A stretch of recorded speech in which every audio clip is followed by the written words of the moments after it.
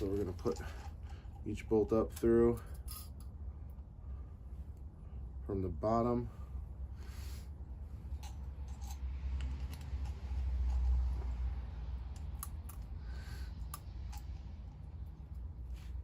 Hold those two, do the other two.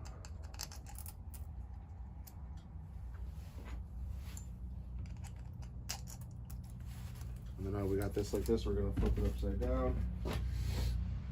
Once we get it orientated the proper way.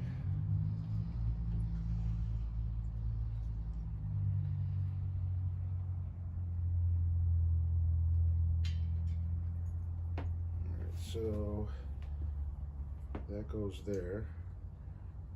So this is going to sit just like this. I'm going to do it with 3 for now because it's going to be easier just to line it up.